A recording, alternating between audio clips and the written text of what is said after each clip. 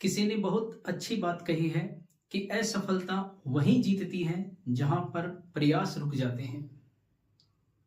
दोस्तों, प्रयासों की निरंतरता, प्रयासों की जो सार्थकता है वही आपको सफल बनाती है। और इसी प्रयास में पिछले कुछ दिनों से आप और हम एक साथ काम कर रहे हैं, लेकिन आप लोगों के जो विचार हैं वो हमारे तक नहीं पहुंच रहे हैं। अगर आप वीडियो देख रहे हैं तो प्लीज कमेंट करिएगा कि हमने जो कंटेंट शुरू किया है क्या वो कंटेंट आपके लेवल ऑफ एग्जाम के अकॉर्डिंग सही है या नहीं है। मेरे विचार से मैंने जो modern history of India start की है, इसके अंतर्गत विदेशियों का आगमन, भारत के गवर्नर जनरल वायसराय, और फिर हम बात कर रहे थे 1857 की क्रांति की। तो कहीं ना कहीं ये सारे टॉपिक्स अलग अलग एग्जाम के लिए महत्वपूर्ण टॉपिक थे और इसीलिए हमने इनको शुरू किया था। आप सीक्वेंसली इनको देखिएगा और अच्छे नोट्स तैयार कीजिएगा ताकि आने वाली जो भी एग्जाम की आप प्रिपरेशन कर रहे हैं उसमें आपको सहायता मिल सके। तो प्लीज कंटेंट को देखकर कमेंट जरूर कीजिएगा और अगर आपको क्लास अच्छी लग रही है तो लाइक भी कीजिएगा, अपने दोस्तों में इसे शेयर कीजिए और हमारा जो ग्रुप है इस ग्रुप को बढ़ाइएगा। दोस्तों, अब चलते हैं हम अपने टॉपिक के ऊपर। हमने कल वाली क्लास में बात कर ली थी 1857 की क्रांति, और क्रांति के ऊपर जो भी इसके तात्कालिक या अन्य कारण थे उन पर हमने विचार किया था। आपने देखा तात्कालिक कारण जो है वो चर्बी वाले कारतूस का प्रयोग था, फिर कहीं ना कहीं इसके राजनीतिक, प्रशासनिक और धार्मिक कारण भी रहे हैं, और फिर हमने बात की थी इसकी असफलता की। असफलता के पीछे आपने देखा कि एक तो जो भारतीय शासक थे उनके द्वारा अंग्रेजों को सहायता दी गई थी, और दूसरी ओर हम देख रहे थे कि इस क्रांति के पीछे एक उचित नेतृत्व का अभाव था और असामयिक थी। हम ये कह सकते हैं एक साथ क्रांति की शुरुआत नहीं हुई थी।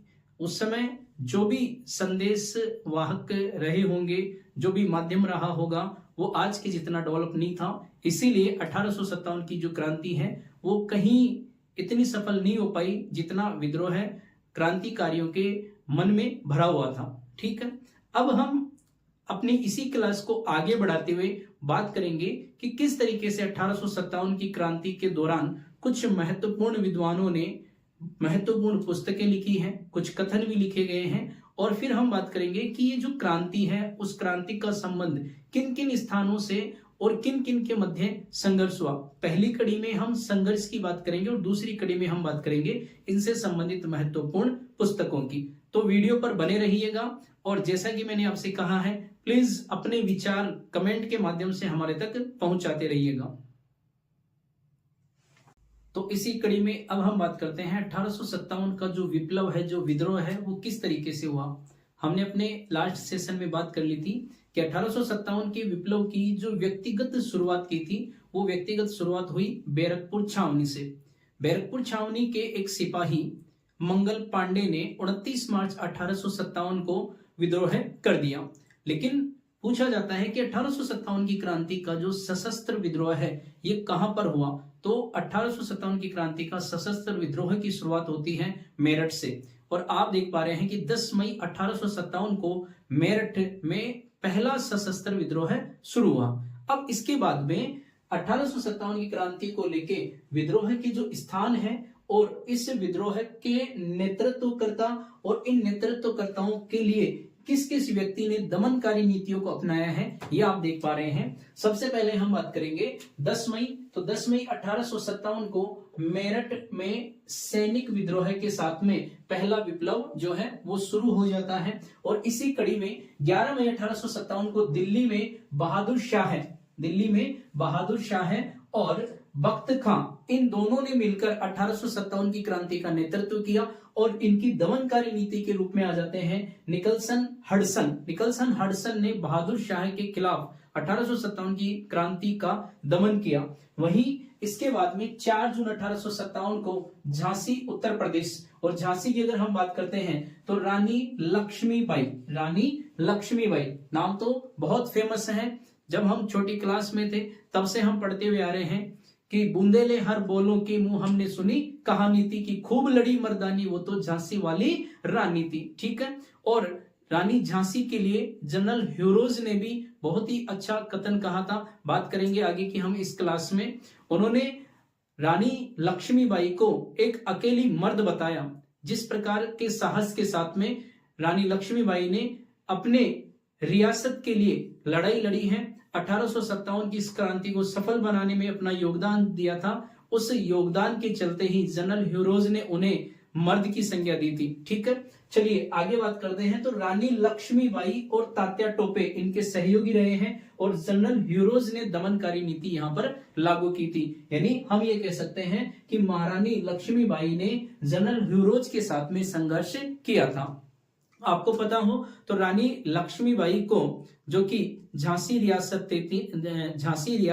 से थे, इन्हें महल परी के नाम से जाना जाता है। किस नाम से जाना जाता है? महल परी के नाम से जाना जाता है। ठीक, प्रश्न ये भी हो सकता है कि किसे महल परी के नाम से जाना जाता है। ठीक है, तो हम यहाँ पर बात कर रहे हैं रानी लक्ष्मीबाई की और इन्हें कहा जाता है महल परी, महल परी। ठीक है, अब बात करते हैं 4 जून की घटना। 4 जून 1857 को लखनऊ में बेगम हजरत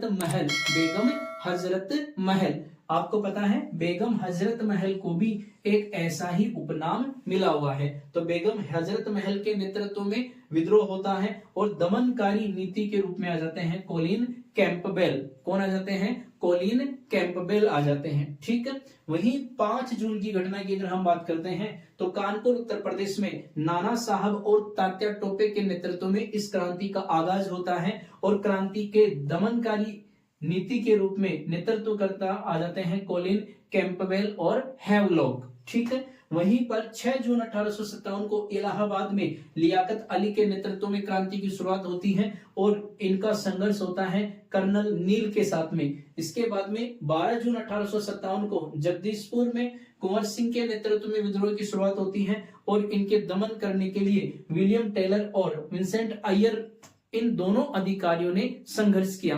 तो इस तरीके से हम देख रहे हैं 1857 की जो क्रांति है, इस क्रांति की जो तिथियां हैं वो तिथियां आपके सामने हैं और यहाँ पर क्रांति के नेतृत्वकर्ता किन किन लोगों ने इन क्रांति के स्थानों पर क्रांति का नेतृत्व किया है और नेतृत्वकर्ता के साथ में हम देख रहे हैं कि दमनकारी नीति कौन लेके आए हैं, यह संघर्ष किन किन अंग्रेज अधिकारियों से करना पड़ा है। ठीक है, अब देखो यहाँ जितने भी नाम हमने देखे हैं उनमें आपने लक्ष्मीबाई के लिए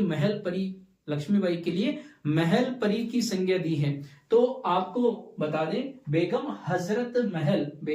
हजरत महल को भी इसी प्रकार का एक उपनाम दिया हुआ है और इन्हें महक परी के नाम से जाना जाता है। किस नाम से जाना जाता है? इन्हें महक परी। तो बेगम हजरत महल को कहा जाता है महक परी। ठीक है, तो ये तो हो गई 1857 की क्रांति का जो विद्रोह था वो किन किन स्थानों पर और किन किन के मध्य किया गया। ठीक है, अब हम उन 2 कथन की बात कर रहे हैं जो बहुत ही प्रमुख हैं। तो ये जो प्रमुख कथन आप देख रहे हैं, इन कथनों के अंतर्गत पहला कथन आ जाता है मेरठ का विद्रोह है। जैसा कि आप सभी को पता है मेरठ का जो विद्रोह है वो 10 मई 1857 को हुआ था। ठीक है, तो मेरठ का विद्रोह है गर्मी की आंधी की भांति अल्पकालीन और अचानक और अल्पकालीन था। ठीक है, ये कहा किसने? तो ये कोटेशन आ जाता है सुरेंद्रनाथ सेन का। तो सुरेंद्रनाथ सेन ने कहा कि ये जो मेरठ का विद्रोह है ये गर्मी की आंधी की भांति था, जो कि अचानक आता है और अचानक से चला जाता है। ठीक है, वहीं पर एक और कथन है जो 1857 की क्रांति से संबंधित है और इस कथन के अंतर्गत आप देख रहे हैं कि भारतीय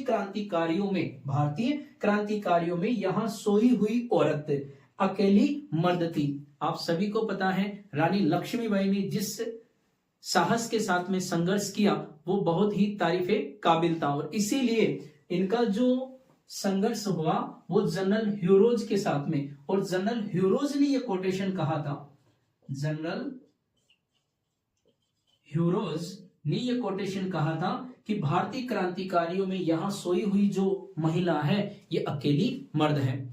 इस प्रकार से ये 1857 की क्रांति की रूपरेखा आ जाती है। ठीक है, क्लास कैसी लग रही है आप अपने कमेंट्स के माध्यम से हमें बता सकते हैं साथियों। ठीक है, अब हम बात करेंगे कि इन सब के बाद में 1857 की क्रांति को लेके एग्जाम के व्यू से कौन सा और महत्वपूर्ण बिंदु है, तो इसके अंतर्गत हम एक छोटा सा कंटेंट और एड ऑन करना चाहेंगे, और वो है 1857 की क्रांति से संबंधित प्रमुख पुस्तकें। तो कौन कौन सी पुस्तकें हैं, जैसे हम बात करते हैं विष्णु भट्ट गोडसे ने उस समय एक पुस्तक लिखी थी माझा प्रवास, ठीक है। और the first war of Indian independence, ये बहुत फेमस बुक है वीर दामोदर सावरकर की। तो 3-4 पुस्तकों की और बात कर लेते हैं। तो अब ये वो पुस्तकें हैं जो 1857 की क्रांति के दौरान काफी फेमस रही हैं, ठीक है। इनमें पहली पुस्तक आती है माझा प्रवास। माझा प्रवास, माझा प्रवास को लिखने वाले थे विष्णु भट्ट गोडसे। विष्णु भट्ट गोडसे के द्वारा लिखी हुई है माझा प्रवास। उसके बाद में हम बात करते हैं 1857, ठीक है।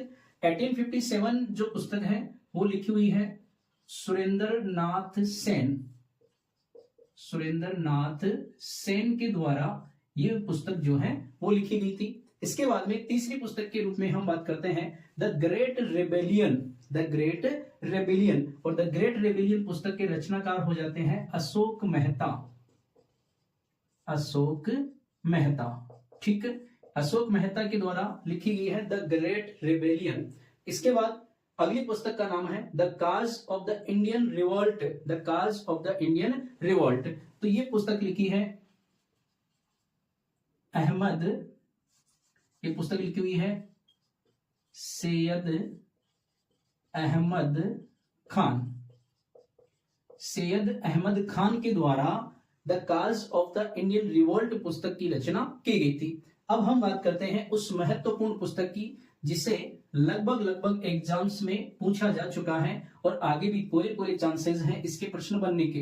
पुस्तक का नाम है the first war of Indian independence. The first war of Indian independence. वही व्यक्ति हैं जिसने 1857 की क्रांति को एक स्थानीय क्रांति न मानकर देश की आजादी के लिए लड़ा गया पहला स्वतंत्रता संग्राम कहा था, ठीक है। बिल्कुल हम बात कर रहे हैं वीर दामोदर सावरकर। तो वीडी सावरकर के द्वारा ये पुस्तक जो है वो लिखी गई थी, ठीक है। इस प्रकार से हमने देखा 1857 की क्रांति की शुरुआत, उसके तात्कालिक कारण, उसके अन्य कारण और विद्रोह कहां कहां किन किन के मध्य होता है, और 1857 की क्रांति से संबंधित कुछ पुस्तकों की भी हमने बात कर ली है, और 1857 की क्रांति से संबंधित कुछ पुस्तकों की भी हमने बात कर ली है, ठीक है दोस्तों। आज की क्लास में इतना ही। अब अगर आपको क्लास पसंद आ रही है तो प्लीज कमेंट करके जरूर बताइएगा। क्लास को ज्यादा से ज्यादा शेयर कीजिएगा, अपने ग्रुप को बढ़ाइएगा ताकि हम और अच्छे से अपनी आने वाली एग्जाम्स की प्रिपरेशन कर सकें। तो मिलते हैं कल एक नई क्लास के साथ में, एक नए कंटेंट के साथ में। तब तक के लिए जय हिंद, जय भारत।